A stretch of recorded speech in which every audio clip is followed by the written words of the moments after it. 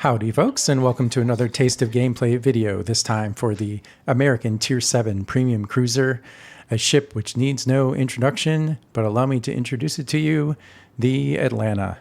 The Hotlanta is a ship which feels like it shouldn't work, but totally does. It's a weirdo, but it is awesome, and you can have some amazing games in her, and if you're watching this, you probably already know that. And if you're just here to see some rainbow shells come down on people's heads, then fear not, because that's coming. This is not going to be some kind of like amazing Atlanta game, especially as I start with that inauspicious 8K damage. Didn't quite make it to the island in time, but that's the story of the Atlanta sometimes. Also, again, I don't play the Atlanta regularly. This is my first game in her, so the aim's going to be a little off at the beginning, but I'm going to dial it in. Don't you worry. So, the Atlanta. What is the Atlanta? Well, the Atlanta is 16 destroyer turrets, well, 8 double turrets, so 16 destroyer guns floating on a light cruiser hull. There is nothing all that terribly special about the Atlanta. The armor is very bad. The hit point total is fine. You don't get any smoke, so you are absolutely terrible in open water. But what you get is 16 shells, and paradoxically, the huge advantage of the Atlanta is that, as you can see, they are absolute rainbow shells. And you can see now why that is actually an advantage. Of course, it makes the shells a lot harder to aim, but I can shoot at this Scharnhorst 43. He knows I'm there. He knows I'm there. I think I was even spotted for a good chunk of that, but he can't hit me because there's a giant rock in the way, and I shoot right over that rock. This is why the Hawaii, by the way, this is not a video about the Hawaii, but this is what makes one of the things that makes the Hawaii so incredibly powerful, is it can choose to have rainbow arcs on its shells or not. So if you play the Atlanta, you need to become a master of islands. There is no other ship in the game, I don't think. Correct me if I'm wrong, but I can't think of one where it is more important to know where the islands are and use the islands. I can't think of any other ship in the game which loses more power when put on the ocean map. If you happen to get the ocean map in the Atlanta, it's just a bad day to be you, because that's what the Atlanta is all about. Being behind islands, shooting at people that can't shoot you back. It has a maximum range of 13.3 kilometers, which is bad, but surprisingly usable at tier 7. That would not work at tier 10, but it works at tier 7. Again, here, this Zara, he knows that I'm here. There's just not a heck of a lot he can do about it. He is just stuck, man. And boy, you can really pump out the damage in the Atlanta. I was really surprised after this game was over to find out on WoW's numbers that the average damage in the Atlanta across the whole player base is only 29,000. I feel like, you know, a good player can do 29,000 damage in the Atlanta, like, with your eyes closed. These shells are really floaty, but that doesn't mean they're bad. They actually have like 21, 22 millimeters of penetration base, and they do 1,980 damage. Actually, I think it's 1,800 damage. I have heavy HE shells. We'll talk about that in a second. But they do like 1,800 damage each, but you get 16 of them, and you get them every 4.8 seconds. So the HE DPM here is just absolutely absurd. You also get a short range but very useful radar.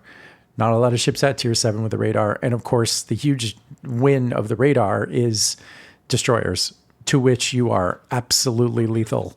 The only problem with hitting destroyers is that your shells are so floaty. And so if they maneuver, like is about to happen here, like if they know you're there and they're maneuvering to avoid your shells, it's really hard to hit them. I mean, I've got this Akatsuki where he's just barely even still on my screen, and I'm just barely getting to him. But the flip side of that is one full salvo from your guns, if all the shells were to hit, would basically dev strike most tier 7 destroyers. So, you know, if you can hit them, I mean, they're toast. Like if they don't know you're there and you get a free shot in, at some sort of close range, because say you radared them, for example, then yeah, they're just done. So the Atlanta is a ship of extremes. It's extremely easy to kill in open water.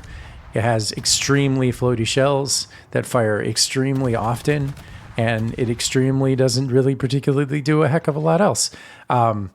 It used to be considered an AA cruiser, and I guess it still kind of is. As we all know, AA doesn't really work in the game these days, but it still does have pretty good AA and also defensive fire. If you want it, I take it. You can also take hydroacoustic search. I typically don't in the Atlanta because I feel like I'm rarely, because you hide behind islands a lot, it's more likely that you'll get targeted by planes than that you'll get targeted by torpedoes. But, that's a value judgment. I already mentioned that there's no other ship I can think of in the game where understanding islands is more important. The other thing I would say is the Atlanta is one of those rare ships where I don't think there really is any consensus about the captain skills to take. It is clear that the captain skills are really important, and having a level 21 captain is really key. But there's some interesting choices to make there. Like I have heavy HE and demolition expert. I think those are absolutely mandatory because you just basically get a free 10% damage and an extra 1% fire chance. But then like IFHE is a real judgment call. I took it here. You get up to 26 millimeters of pen, but you lose half the fire chance. So it's really just like, do you want that damage or do you want the fires? Personally, I want the damage, but I could certainly understand somebody wanting the fires. Also, I took top grade gunner over concealment. That's also a total judgment call. Without the conceal skill, I'm at 10.7 concealment. I think you'd get down to 9.7 if you took it, but I get an extra 8% reload on my guns basically all the time. Whenever there's a ship within 10.7 kilometers of me. So the only time I don't get it is between 10.7 and 13.3. This is another great example of just like arcing my shells. That poor Rodney. I mean, he there's nothing you can do. He's behind the island, but the shells are so floaty and so rainbowy that they just arc over the top. Oh man. Goofiest double strike ever. And because I have Halsey, that reduced my detection radius by 10%. Yeah, the Atlanta, it's a lot of fun. I mean, I will say there's sometimes games where you can't quite get into position. An obvious is if you happen to be unlucky enough to get the ocean map, that's just not going to work for you unless somebody can smoke you up. I will say that if someone does smoke you up, your smoke fire penalty is really low because your shells are such low caliber. But there are games where the situation just doesn't call for what the Atlanta has. It suffers when up-tiered. Like if you play in a tier 9 game, that's going to be rough, mostly because of the range on the guns. 13.3 kilometers suddenly doesn't seem so exciting when you're in a tier 9 game. But yeah, I mean, if you know what you're doing, this is not a great ship for beginners. There's no question about that. You absolutely will get deb struck if you get caught in open water. You cannot like brawl or mess around. I mean, you saw me, I took one shot from 2 different ships and it did like a quarter, almost to a third of my health. So you get like one mistake per game and that's it. So in that sense, it's kind of a challenging ship to play, but I mean, it's super fun. It's kind of, I've heard it called like a tier 7 Smolensk, or some people say the Smolensk is a tier 10 Atlanta. And I understand that analogy because it's sort of the same, and it's the same basic fun factor, which is, just shooting 16 shells every 4.8 seconds. Like that's never not fun. I did a little bit of a jump cut there because this guy on the shores insisted on dragging us out by heading all the way into the corner. Don't do that, folks. It's just annoying. There's no star to save in random battles. But yeah, anyway, yeah, the Atlanta, it's a great ship. Get one, play it.